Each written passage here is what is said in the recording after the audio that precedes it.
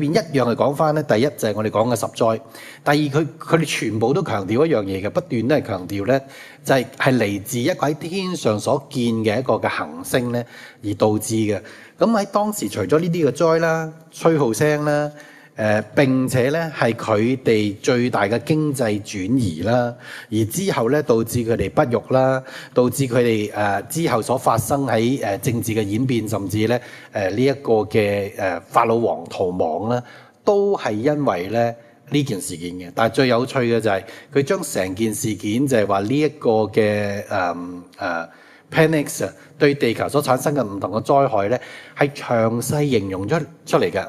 因為加埋佢哋個詳細形容咧，咁你就發覺咧係完全合乎科學嘅。因為當你一睇嘅時候咧，你完全明白原來十災係因為咁樣而水變血，十災係因為咁樣而搞到嗰啲我哋講嘅呢一啲嘅青蛙啊，呢啲嘅虱啊，全部都跳嚟呢個地面。我哋而家親眼都見啲蚯蚓啊，好多動物都離開晒地底走出嚟噶嘛，係咪？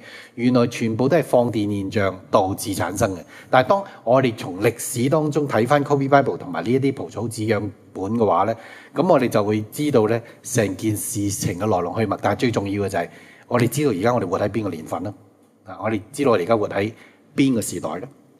咁實際上呢一段我哋所講嘅蒲草紙卷樣本咧，其實就係嚟自佢嘅萊頓紙草344嗱。咁事實上呢個就係講喺災禍難當中一個嘅埃及嘅生還者咧，佢記載嘅呢一個嘅資料嚟嘅嚇。咁俾我哋從另一個角度咧去理解當時佢哋親眼所見嘅一件事件。咁所以佢以詩嘅方式寫嘅，所以不斷會用看啊、確實啊、確實啊、看啊呢啲咁嘅字眼嘅。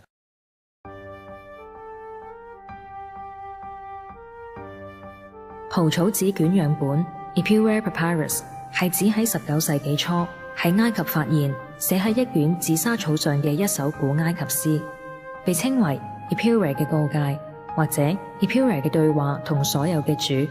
佢嘅正式名稱係紫砂草萊頓344，係1828年設喺荷蘭萊頓嘅荷蘭國家古物博物館，從瑞典駐埃及嘅領事喬瓦尼·阿納斯塔西手中購入此手抄本，及至1909年由一位名為 A.H. Gardiner 嘅古埃及文語言學家翻譯為現代語文，使現代人類得知埃及中王朝滅亡嘅歷史。蒲草紙卷樣本嘅內容自一位名為 Epuer 嘅古埃及人寫嘅一首詩，內容論及埃及因遭多種天災侵襲，導致大混亂出現全國，甚至提及埃及人因呢種種災難放走咗大量本來喺埃及服役但係後來背叛嘅奴隸，導致國力一蹶不振。根據歷史學家研究，蒲草紙卷樣本嘅製造年份為埃及嘅中王國時期嘅晚期，即係大約主前嘅1400年左右寫成。而埃及嘅中王國時期嘅結束乃係因希克索斯人嘅入侵。而最令歷史學家同聖經學者震驚嘅係，蒲草紙卷樣本嘅內容竟然完全吻合聖經第2卷書出埃及記嘅記載，有關喺埃及遺留嘅希伯來人點樣喺神所呼召嘅摩西嘅帶領下，以及神所降喺埃及嘅10災之後能夠離開埃及嘅歷史。佢喺度咁講啊，佢話看守城門嘅說，讓我們去並掠奪。呢度就講到咧，即係所謂官逼民反，但係而家就唔係啦，而家係災難當中咧，就係啲人喺貧窮當中同埋災難當中咧，去作反嘅現象。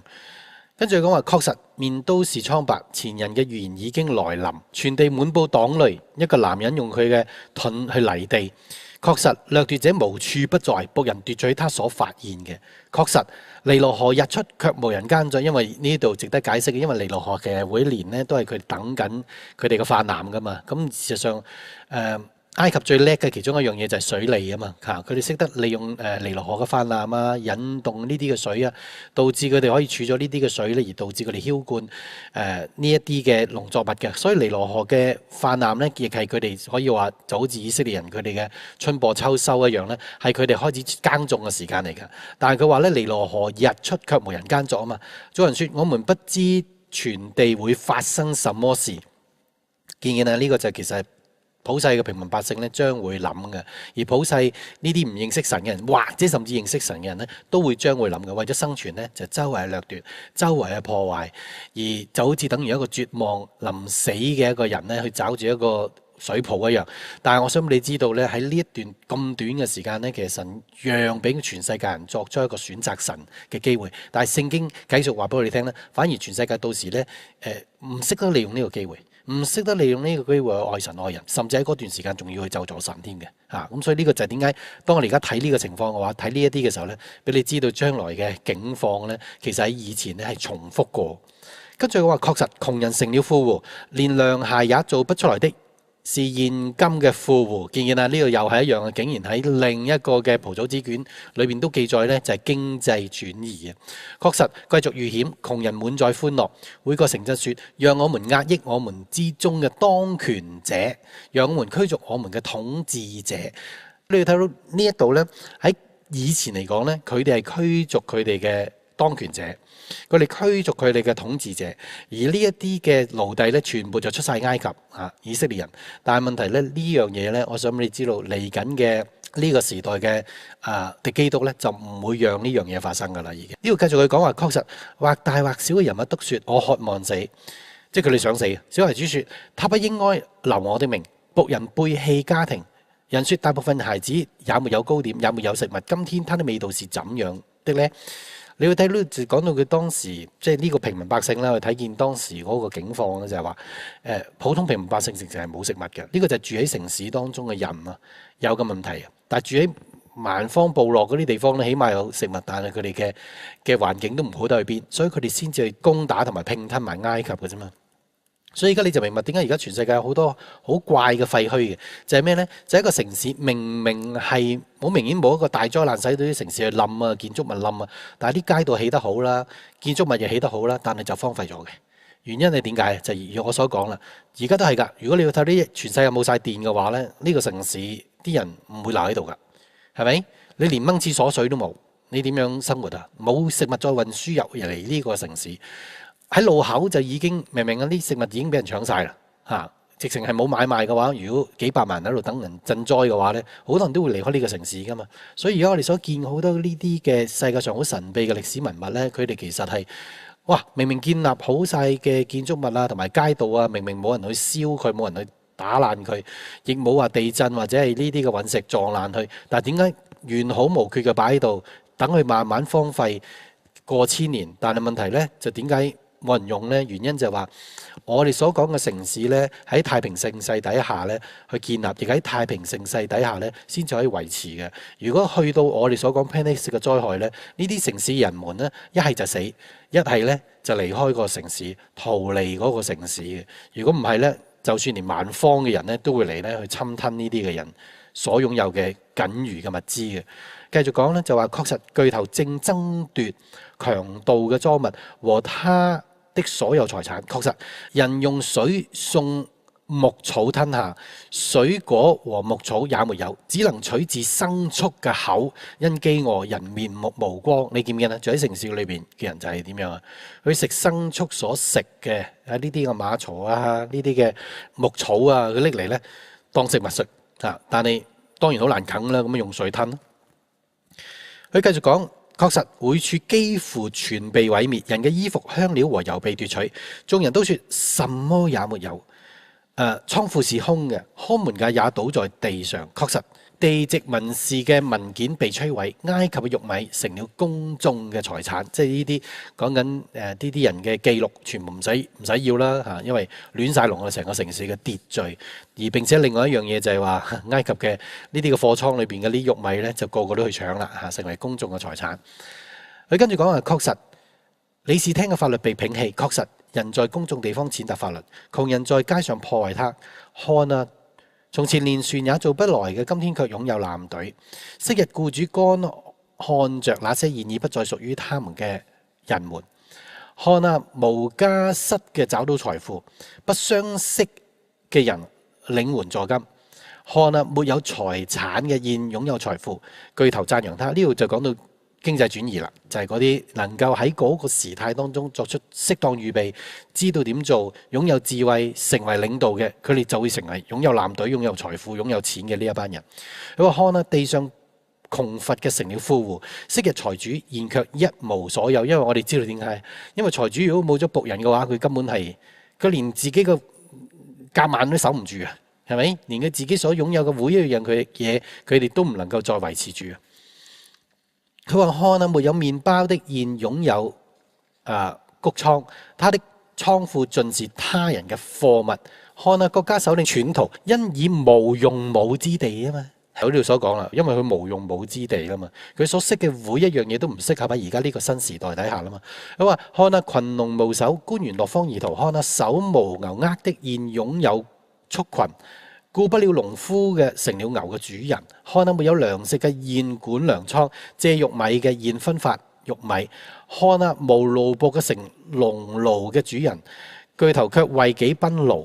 嗱，你如果你一路讀嘅時候，你發覺呢度咪直情好似約瑟咯，係咪？即係好似約瑟咁，由一無所有一個監躉變成呢一個有錢嘅人，係因為點解？因為總之仍然就係話佢喺呢個時代當中，佢哋知道點樣去預備，點樣去幫助別人，點樣去保護自己。跟住佢講話，看啊，記錄收成現一無所作。呢度講嘅嗰啲，佢專係做 record 嘅，做記錄嘅，即係話意思去記錄呢啲收成啊，記錄呢一啲嘅稅收啊，記錄呢一啲嘅國家裏邊嘅財富啊，預備等每一年去打稅呢一啲呢，佢哋冇嘢好做啦。因為點解？因為所有記錄，無論奴隸啊、工作啊、財富啊，完全冇記錄可言啊！國家根本係冇咗紀律啊！佢話看啊，記錄收成嘅，而家一無所作。從未為己耕種嘅，成了玉米嘅主管；收割卻不被上報，辦公室嘅文士手卻閒置。確實大門柱子和牆壁都被火燒化啦。所以你要睇到呢個就係點解我哋到今時今日咧係好少呢一啲埃及喺3600年之後嘅記錄啊。3600年之後，我哋知道再過多幾百年之後咧，埃及先至有個叫正式啲嘅記錄再出現翻，因為就係我哋所講啦，佢哋嘅文明同埋佢哋嘅智商咧，一次過被毀滅。確實城鎮被摧毀，上埃及已成廢墟。確實建金字塔嘅成了農業家，即係建金字塔點解成為農業家？因為好簡單，因為以前嚟講起金字塔嗰啲全部係奴隸嚟噶嘛。即係最低下嘅一班人嚟噶嘛，就好似巴比倫起城牆就係全部最低下嘅一班人嚟噶嘛，就專係揾嗰班全部借晒錢還唔到錢嘅奴隸咧，就起城牆，通常係3年就會冇命噶啦，即係3年就冇噶啦，即係喺咁辛苦嘅環境底下咧，被徵召去起呢啲嘅城牆，咁一樣喺埃及嚟講咧，起金字塔都係。佢話在神聖嘅號叫中工作嘅現管轄者號聲。金與各工藝嘅材料咧，皆匱乏。我們能做什麼呢？全都毀了。見見啊，呢啲係講緊關於所有呢一啲喺文明上面需要嘅呢啲建築材料啊，或者係維持呢個文明嘅材料咧，都係匱乏嘅。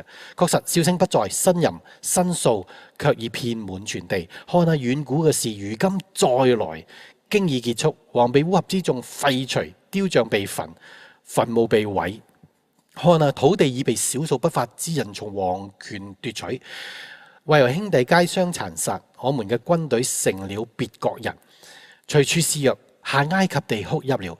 國王嘅財富成了眾人嘅產業，全都毀了。嗱，你會睇到呢個就係當時嚟講咧，喺高邊 Bible 嘅時代咧，另一個以一個平民百姓嘅身份咧，去記載當時佢哋所經歷、所發生嘅嘢。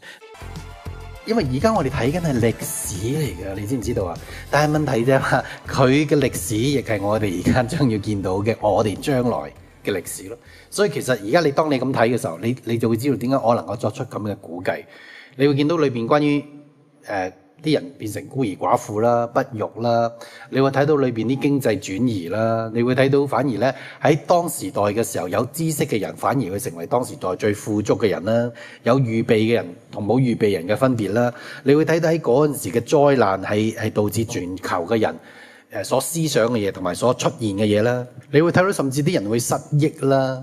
你會睇到其中一樣最明顯嘅就係而家我哋最近地球發生嘅嘢咧，就係佢嗰度所記載嘅啦。咁實際上咧，今日喺佢另外嘅記載啦，呢幾卷當中，因為佢成個百科全書，即係感謝主啦，雖然剩翻5卷啫嚇。呢5卷都好清楚嘅，俾我哋知我哋要知嘅嘢。但我相信，如果我哋真係能夠有翻晒佢當年嗰個百科全書，記住佢成個百科全書就係記載晒摩西出埃及成件事嘅前後。OK， 如果有晒，我相信更加震驚啦。但